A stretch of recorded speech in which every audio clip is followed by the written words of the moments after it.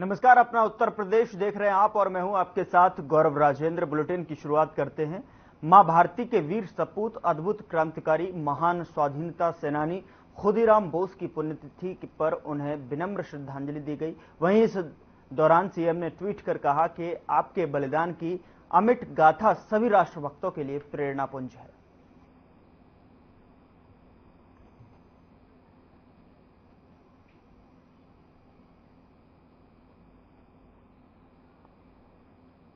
उधर उत्तर प्रदेश के प्रयागराज में होने वाले महाकुंभ 2025 को भव्य और दिव्य बनाने के लिए राज्य की योगी सरकार ने केंद्र की मोदी सरकार से 5100 करोड़ रुपए के विशेष पैकेज की मांग की है। बुधवार को नई दिल्ली में भारत सरकार के कैबिनेट सचिव के कार्यालय पर उनकी अध्यक्षता में महाकुंभ को लेकर बैठक हुई। इसमें केंद्र सरकार के विभिन्न मंत्रालयों से संबंधित परियोजनाओं को स्वीकृति प्रदान की गई।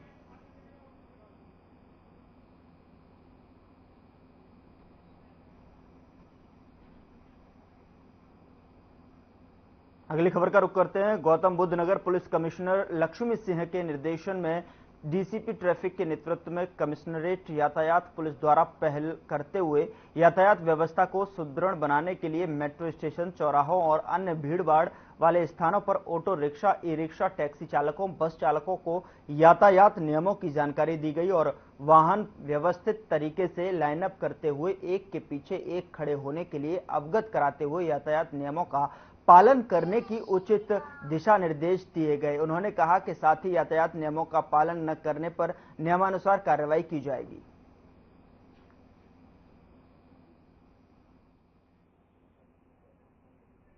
पुलिस कमिश्नर ने दिशा निर्देश दिए।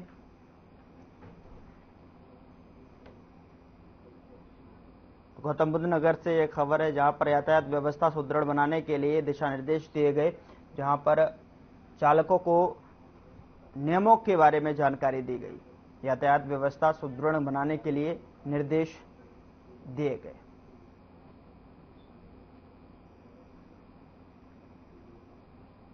चालकों को ये जो नियमों के बारे में जानकारी दी गई, पुलिस कमिश्नर ने निर्देश दिए हैं। गौतम बुद्ध नगर से ये खबर आप तक पहुंचा रहे हैं, जहां पर यातायात व्यवस्था सुदृढ़ बनाने के लिए निर्देश दिए गए हैं। चालकों को इसके बारे में पूरी जानकारी और साथ ही साथ नियमों को समझाया गया है।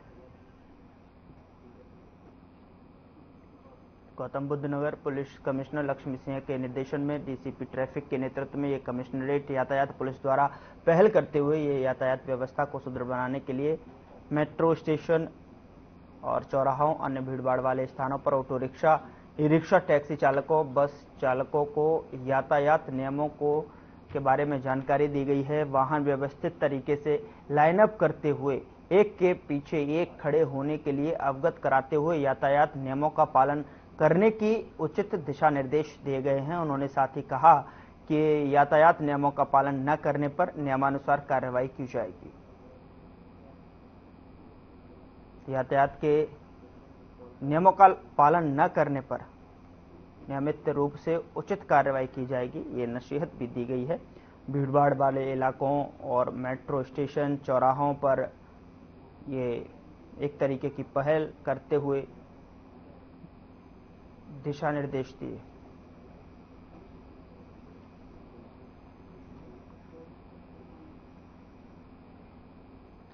स्वतंत्रता दिवस को लेकर प्रदेश भर में हर घर तिरंगा अभियान चलाया जा रहा है। इसी कड़ी में कानपुर में यूपी सरकार में कैबिनेट मंत्री स्वतंत्र देव सिंह ने हर घर तिरंगा अभियान को लेकर बाइक रैली निकाली। इस रैली में भारी संख्या में लोगों ने हिस्सा लिया। रैली के दौरान सभी लोग राष्ट्र प्रेम की भावनाओं में ओतप्रोत नजर आए।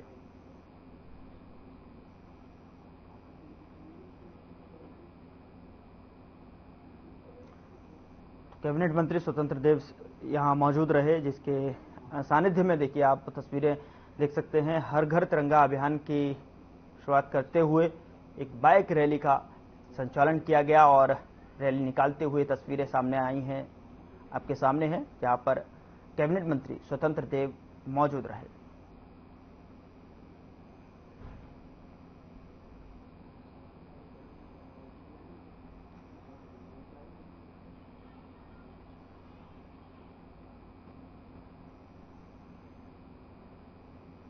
हर घर तिरंगा अभियान की शुरुआत के मद्देनजर जो है ये रैली निकालकर जो है यहाँ पर राष्ट्र प्रेम की भावना में ओतप्रोत नजर आए लोग। कैबिनेट मंत्री स्वतंत्र देव यहाँ मौजूद रहे। तस्वीरें आपके सामने हैं जहां पर हर घर तिरंगा यात्रा अभियान की शुरुआत करते हुए और लोगों में देखिए किस तरीके से जो है राष्ट्र प्रेम की भावना साफ तौर पर दिखाई दे रही है। लोग अब बाइकों पर बैठकर हाथों में झंडे लिए और कहीं न कहीं उद्घोष करते हुए नजर आ रहे हैं। बाइक रैली के माध्यम से जो है राष्ट्र प्रेम को यहां दर्शाया जा रहा है और हर घर तिरंगा अभियान एक तरीके से बड़ा रूप लेता हुआ नजर आ रहा है। लोगों के अंदर कहीं न कहीं राष्ट्र प्रेम भावना जागृत करने की पहल को लेकर हर घर तिरंगा अभियान की शुरुआत तमाम बाइकों के साथ जो है लोग नजर आ रहे हैं। सभी के हाथों में जो है तिरंगा झंडा दिखाई दे रहा है। तो कह सकते हैं कि तिरंगा में माहौल यहां पर देखने को मिला।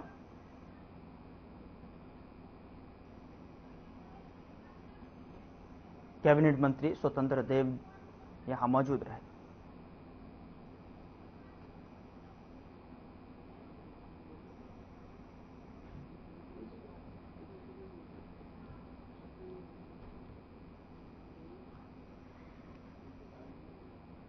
पंद्रह अगस्त के उपलक्ष्य में जो है हर घर तिरंगा अभियान को बड़ा रूप देने के सिलसिलेवार तरीके से जो है ये तस्वीरें सामने निकल कर आई हैं कानपुर से, जहां पर आप देख सकते हैं कि तमाम सैकड़ों बाइकें के माध्यम से लोग जो है हाथों में तिरंगा लिए हर घर तिरंगा अभियान की शुरुआत करते हुए साथ में स्वतंत्र देव सिंह यहां पर मौजूद रहे और लोगों के हाथ में जो है तिरंगा लेकर जो है ये रैली निकाली गई है। लोगों के हाथ में तिरंगा स्पष्ट तौर पर देखने को मिल रहा है और लोगों के अंदर राष्ट्र प्रेम की भावना को जागरूक करता हुआ ये अभियान।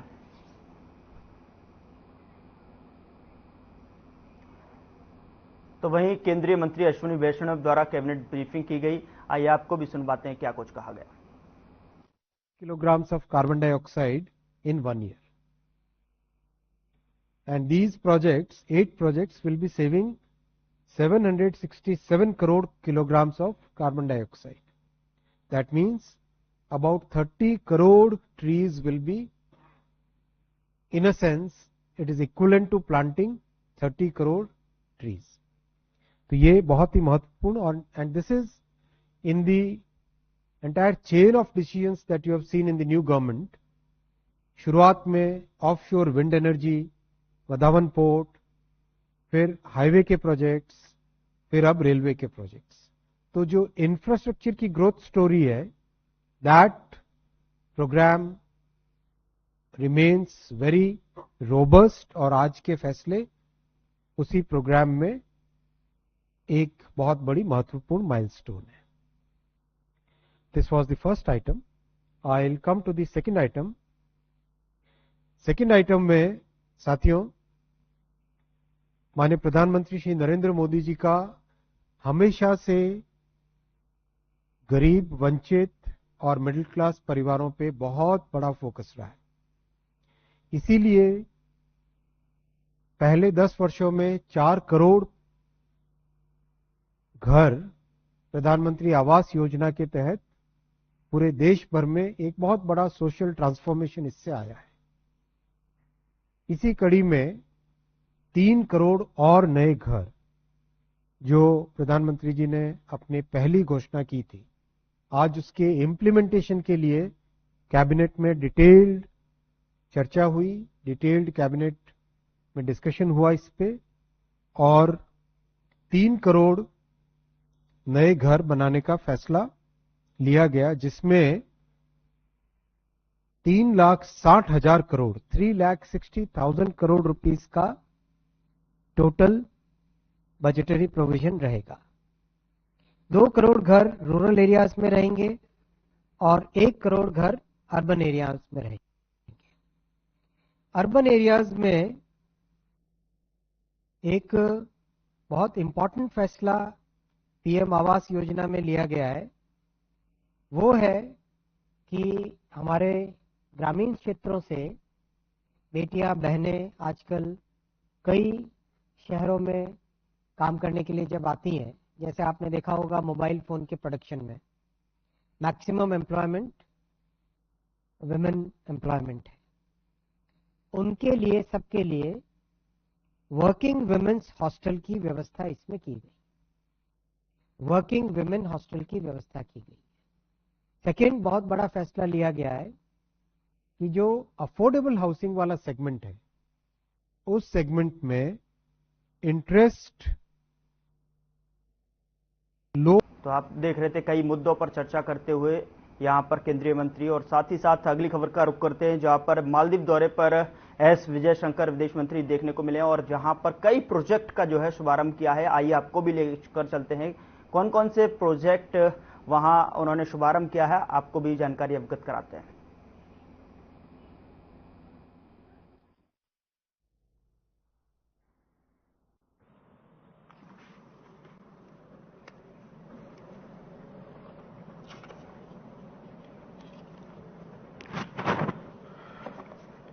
Your Excellency, Foreign Minister Musa Zamir, Excellency Construction Infrastructure Minister Abdullah Muttalib, Excellency Climate Change, Environment and Energy Minister Tariq Ibrahim, Mayor of Addu City Ali Nizar, Members of Parliament, High Commissioner, dear friends, Namaskar and a very good morning to all of you. I'm really very happy to be back in Addu. This is the last leg of my current visit to the Maldives, and I still remember my visit 2 years ago, and it's a pleasure to be here once again, to be part of seeing our development partnership unfold in this place. All of you know that Maldives, for us, is a key partner in the Indian Ocean region. It is very much at the heart of our neighborhood first policy. And it is therefore very natural that the cooperation between our two countries has moved beyond the traditional role and today really aspires to be a modern partnership.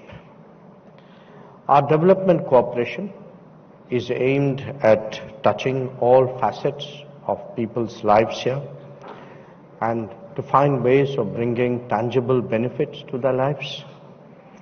And it is really in many ways, I think, a statement in itself that we are today among the largest trading partners of Maldives.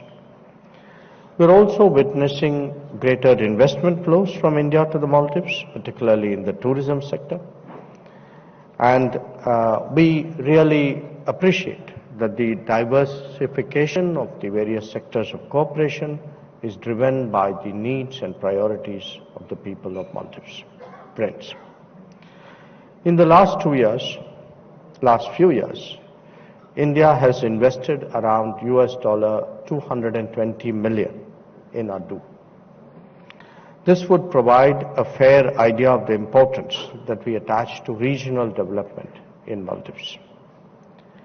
I have fond memories of inaugurating the National College of Policing and Law Enforcement Studies, NCPLE. I saw it when I was driving in, which was a $30 million Indian grant funded project, and which actually brought me here in March of 2022. I'm very glad to see that it has become a hub for imparting critical training to MPS personnel in Maldives. India has partnered with the government of Maldives on the Addu Reclamation and Shore Protection Project to find a sustainable way to develop Addu as a regional hub. The reclamation of 184 hectares of land was concluded earlier this year.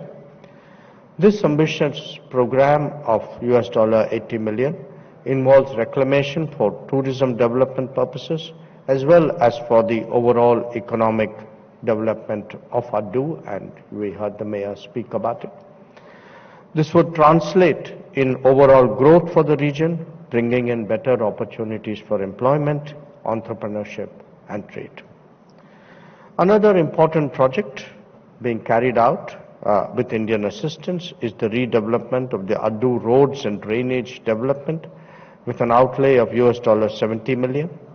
This project is in the last phase and once completed will provide a solution to problems of waterlogging and roads in Addu. The Addu Detour Link Road that is being inaugurated today, which is the cause for us gathering here, is an important component of this project and will significantly ease connectivity within the atoll. Friends, under the Indian line of credit, we have focused not only on developing Addu's facilities as a region, but also connecting it to the outside world. Government of Maldives, under the Indian LOC, is undertaking the redevelopment of the Ghan International Airport, a connectivity project with an outlay of $29 million that will bridge the gap between Addu Atoll in Maldives and the rest of the world. It will boost investor confidence and increase local tourism in Ghan and southern atolls, with broader economic gains expected to materialize for many local communities. We place an equal emphasis on impactful community development projects. We are already partnering on 65 projects, of which 12 are in Addu. 5 of these projects have already been delivered.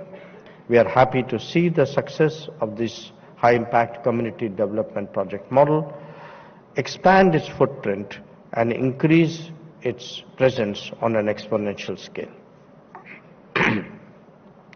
I've also had the opportunity yesterday to jointly inaugurate, along with Foreign Minister Zamir, and hand over drinking water and sanitation projects across 28 islands to the government of Maldives at a ceremony held at the President's office, which was graced by President Dr. Mohammad Muiz himself.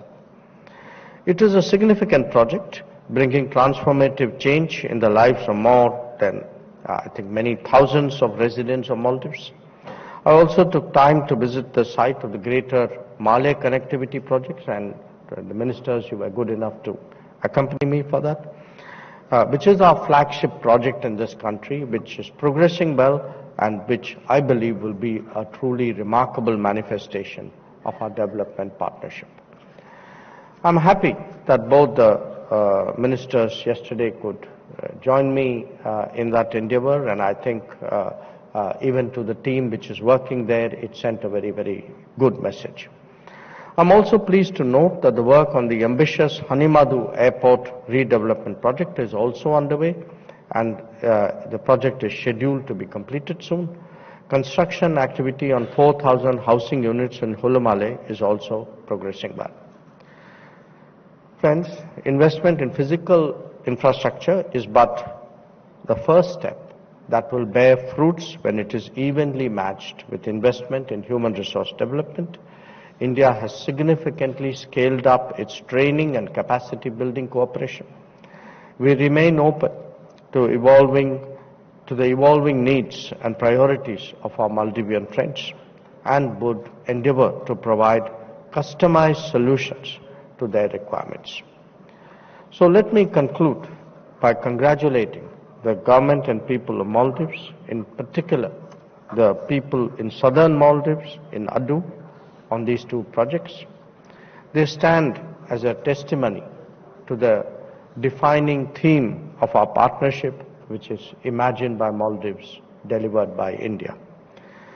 I'm confident that these projects will have a transformative impact on the economy of the region and help spur development for many generations to come. Thank you.